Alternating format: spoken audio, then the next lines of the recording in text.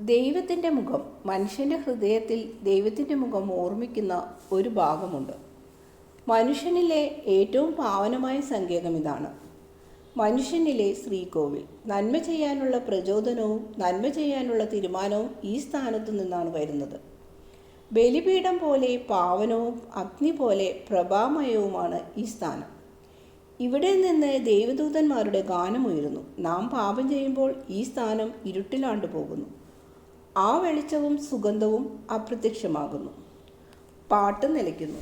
അവിടെ ഇപ്പോൾ പുക മാത്രം. ദുർഗന്ധം വമിക്കുന്ന ധൂമപടലങ്ങൾ. ചാരത്തിൻ്റെ കൂന മാത്രമേ അവിടെയുള്ളൂ.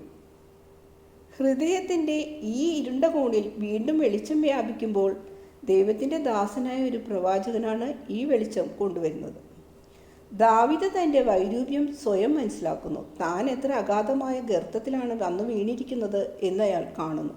അയാൾ ദൈവത്തെ വിളിച്ചു പറയും, കർത്താവേ, അങ്ങ് നല്ലവനാണല്ലോ, എന്നോട് കരുണ കാട്ടണമേ. അങ്ങ് കരുണാമയനാണല്ലോ, എൻ്റെ പാപങ്ങളെ മായ്ച്ചു കളയണമേ.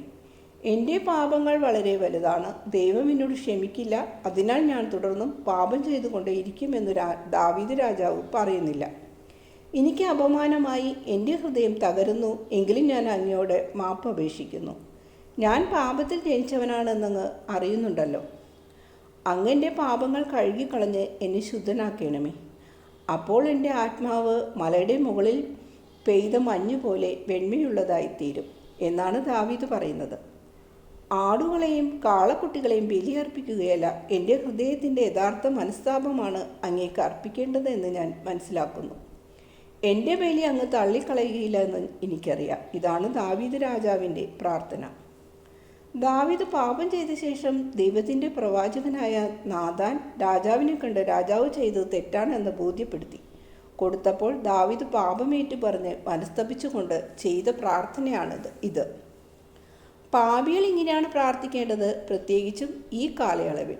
ദൈവം ഒരു ദൂതനെയല്ല, രക്ഷകനെ തന്നെയാണ് ഇപ്പോൾ അയച്ചിരിക്കുന്നത്. ദൈവം വചനമാണ് വന്നിരിക്കുന്നത്. മനുഷ്യരുടെ മേൽ മാത്രം അധികാരം ചെലുത്തുന്നവനല്ല, സ്വർഗത്തിലും പാതാളത്തിലുമുള്ള എല്ലാ വസ്തുക്കളുടെ മേലും അധികാരം ചെലുത്തുന്നവനാണ് ഇസ്രയേൽ പിറന്നിരിക്കുന്നത്. കാർമേഘങ്ങളില്ലാത്ത ആകാശത്തിൽ ഉയർന്നു വരുന്ന പ്രഭാത സൂര്യനെ പോലെയാണ് ഇസ്രയേലിൻ്റെ രക്ഷകൻ പ്രത്യക്ഷപ്പെടുന്നത്. ധനമോഹത്തിന് അടിമപ്പെട്ടവൻ മരണാസന്നനായ ഒരു ക്ഷയരോഗിയേക്കാൾ ദുർബലനാണെന്ന് നിങ്ങൾക്കറിയാം.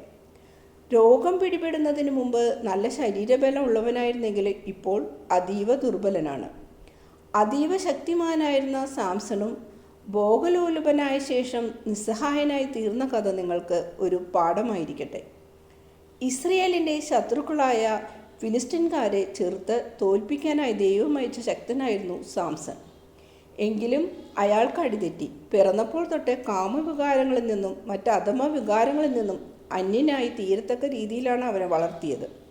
ശുദ്ധമായ ആഹാരമേ അവന് നൽകിയിരുന്നുള്ളൂ. വീഞ്ഞോ നെയ്യുള്ള ഇറച്ചിയോ അവന് നൽകിയിരുന്നില്ല. കാമവികാരങ്ങളെ ഉദ്ദീപിക്കുന്നവയാണ് ഇവയെല്ലാം. ജനത്തിൻ്റെ രക്ഷകനാകുന്നതിന് ചെറുപ്രായത്തിലെ തന്നെ അവനെ ദൈവത്തിന് സമർപ്പിക്കുകയുണ്ടായി. അന്നു മുതൽ അവൻ മുടി വളർത്തി ബ്രഹ്മചര്യം അനുഷ്ഠിക്കാൻ ബാധ്യസ്ഥനാണ്. ബാഹ്യമായി മാത്രമല്ല, ആന്തരികമായും അയാൾ പരിശുദ്ധി നിലനിർത്തണം. അപ്പോൾ ദൈവം അവൻ്റെ കൂടെ ഉണ്ടായിരിക്കും. എന്നാലും മാംസമാണ്. പിശാച് പരീക്ഷകനാണ്. ദൈവത്തിനെതിരായും ദൈവകൽപ്പനകൾക്കെതിരായും മനുഷ്യഹൃദയങ്ങളിൽ പടക്കിറങ്ങാൻ പിശാച് തക്കം നോക്കിയിരിക്കുന്നു. പുരുഷന്മാരെ പ്രലോഭിക്കുന്ന മാംസത്തെ സ്ത്രീയെ പിശാച് ആയുധമാക്കുന്നു. ബലവാനായ മനുഷ്യൻ്റെ ബലം സ്ത്രീയുടെ മുമ്പിൽ ആടിയുലയുന്നു. ദൈവത്തിൻ്റെ ദാനമായ പരിശുദ്ധി കാത്തുസൂക്ഷിക്കാൻ അവൻ ശക്തനല്ലാതായിത്തീരുന്നു. ഞാൻ പറയുന്നത് ശ്രദ്ധിച്ചു കേൾക്കുക. സാംസനെ 7 പുതിയ കയറുകൊണ്ട് ബന്ധിച്ചിരുന്നു. 7 വില്ലിൽ ഞാൻ കൊണ്ട് തളച്ചിരുന്നു. അവൻ്റെ 7 പിടി മുടി കൊണ്ട് അവനെ ബന്ധിച്ചിരുന്നു. എങ്കിലും അവൻ ഇതെല്ലാം തകർത്തു. അവൻ ഇപ്പോഴും ശത്രുക്കളെ പരാജയപ്പെടുത്തി. നാം ദൈവത്തെ പരീക്ഷിക്കരുത്, അത് ശരിയല്ല.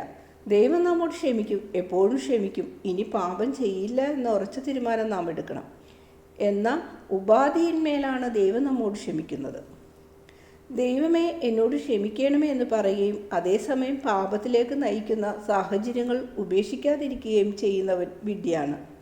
3 തവണ ശത്രുക്കളെ പരാജയപ്പെടുത്തിയ സാംസൺ ദലൈലായെ ഉപേക്ഷിക്കാൻ കൂട്ടാക്കിയില്ല. ഭോഗാസക്തിയും പാപവും അവനെ കീഴ്പ്പെടുത്തി. ദലൈലായുടെ നിർബന്ധം കൊണ്ട് സഹിക്കട്ടെ അവൻ തൻ്റെ രഹസ്യം വെളിപ്പെടുത്തി. എൻ്റെ ബലത്തിൻ്റെ രഹസ്യം 7 മുടിയാണ്. പാപം ചെയ്യാനുള്ള പ്രലോഭനത്തെ ചെറുത്ത് സഹിക്കട്ടെ. ശത്രുവിന് കീഴടങ്ങാൻ തയ്യാറായി നിൽക്കുന്ന ആരെയെങ്കിലും നിങ്ങളുടെ ഇടയിലുണ്ടോ? നിങ്ങൾ ആരും ആയിക്കൊള്ളട്ടെ, കീഴടങ്ങരുത്.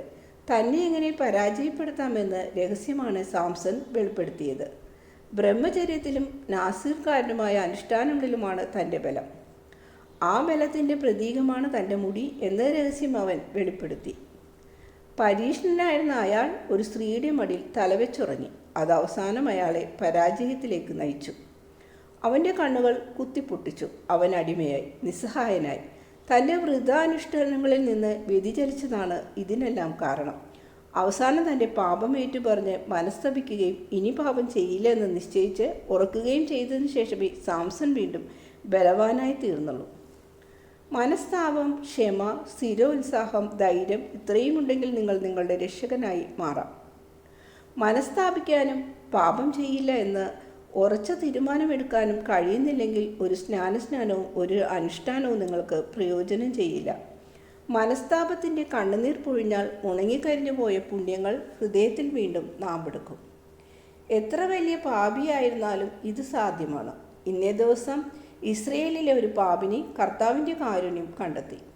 അവൾ ചെയ്ത മഹാപാപങ്ങൾക്ക് ദൈവം അവളെ കഠിനമായി ശിക്ഷിച്ചു. എങ്കിലും അവൾ മനസ്തപിച്ചപ്പോൾ ദൈവം അവളോട് കരുണ കാട്ടി. അതേ കരുണ. അവളോട് യാതൊരു കരുണയും കാട്ടാതിരിക്കുകയും ക്രൂരമായി പെരുമാറുകയും ചെയ്ത ആളുകൾക്ക് ദൈവത്തിൽ നിന്നും ഏറെ കരുണ പ്രതീക്ഷിക്കാൻ അവകാശമില്ല. ആ സ്ത്രീ കുഷ്ഠരോഗിയായിരുന്നു. അവളോട് കരുണ കാട്ടാത്തവർ ഹൃദയത്തിൽ കുഷ്ഠരോഗം ബാധിച്ചവരല്ലേ? ഓരോരുത്തരും അവനവൻ്റെ ഉള്ളിലേക്ക് തിരിഞ്ഞു നോക്കട്ടെ, ആത്മപരിശോധന നടത്തട്ടെ. കരുണ കാട്ടുന്നവർക്കേ കരുണ ലഭിക്കൂ. ഒറ്റപ്പെട്ട് ജീവിച്ചിരുന്ന ആ സ്ത്രീ മരിച്ചവരുടെ ഇടയിൽ നിന്നും ജീവിക്കുന്നവരുടെ ലോകത്തേക്ക് മടങ്ങി വരികയാണ്.